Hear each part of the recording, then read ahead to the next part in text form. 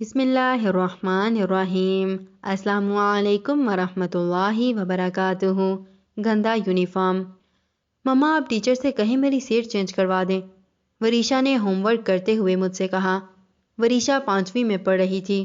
میں نے نظریں اٹھا کر اس کو دیکھا، پھر سر ہلا کر کہا، اوکے بیٹا، میں ڈائری میں لکھ دوں گی آپ کی، آپ اپنا کام مکمل کر لیں پہلے۔ وریشا مطمئن ہو کر کام کرنے لگی۔ کام ختم ہو گیا تو میں نے کہا، لائیے ڈائری دیجیے اپنی، میں نوٹ لکھ دیتی ہوں ٹیچر کو۔ اس نے پین اور ڈائری مجھے تھما دی۔ میں لکھنے لگی، ڈیئر ٹیچر۔ پھر رک کر میں نے وریشا سے پوچھا، کیا وجہ لکھنی ہے نوٹ میں سیٹ چینج کرنے کی؟ کہنے لگی، بس مما، مجھے ایشل کے ساتھ نہیں بیٹھنا۔ جی بیٹا، وہ تو ٹھیک ہے، لیکن ٹیچر کو بتانا تو پڑتا ہے نا کہ کیوں نہیں بیٹھنا۔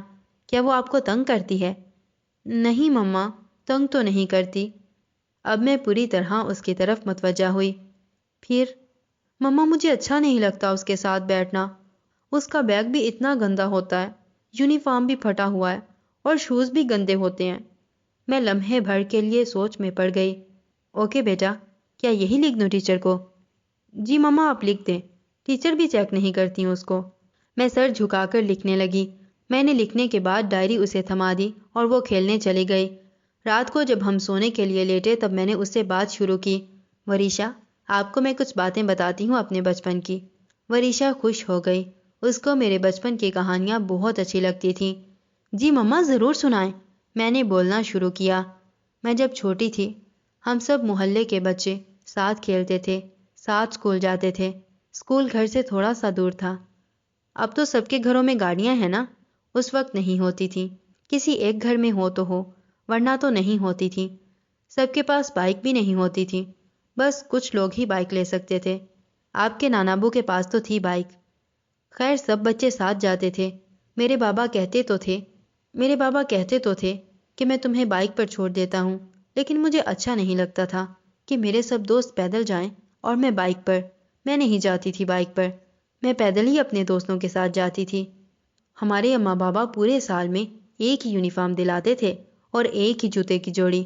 کبھی کھیلتے ہوئے یونیفارم پھٹ جاتا تو اماں اس کو سلائی لگا دیتی تھی۔ یہی حال جوتوں کا تھا، لیکن ہم نے کبھی برا نہیں جانا کہ ہم پھٹا ہوا یونیفارم پہن کر جاتے ہیں۔ یہ صرف میرا نہیں بلکہ سب دوستوں کے ساتھ تقریباً ایسا ہی معاملہ تھا۔ ایک دفعہ میری دوست کے جوتے بالکل ہی پھٹ گئے، وہ سارا دن ایک ہی جگہ بیٹھی رہی، ہم بھی کھیل چھوڑ کر اس کے ساتھ بیٹھے رہے۔ واپسی میں اس کے جوتے کے اوپر ہی ایک کپڑا لپیٹا اور تھیلی چڑھا دی، پھر سب آہستہ آہستہ چلتے ہوئے گھر آ گئے۔ اس کی امی کے پاس پیسے نہیں تھے کہ نئے جوتے لیتی، تو ایک نوٹ لکھ کر اسکول بھیج دیا کہ کچھ دن گھر کے جوتے پہن کر آئے گی۔ اسکول والوں نے اجازت دے دی، لیکن اگلے ہی دن محلے کی کسی نیک دل خاتون نے اس کو اپنی بیٹی کے پرانے جوتے دے دیے تو وہ پہن کے وہ اسکول جانے لگی۔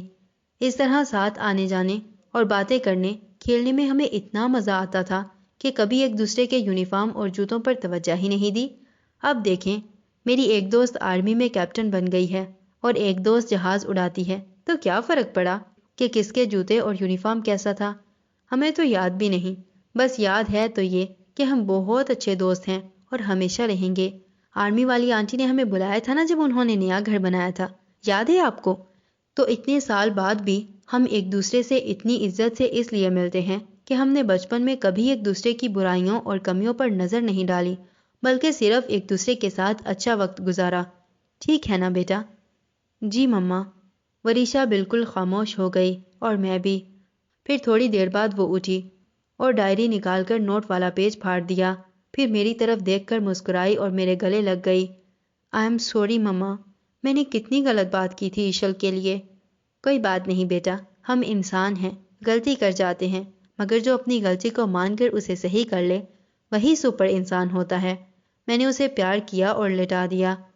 ایک بات اور وریشا، ہو سکتا ہے اس کی ماما کی طبیعت خراب ہو یا وہ بہت بیزی ہو کسی چیز میں، اس لیے ایشل ایسے آتی ہو۔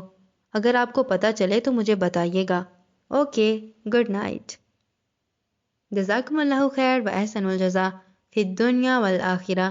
السلام علیکم ورحمۃ اللہ وبرکاتہ۔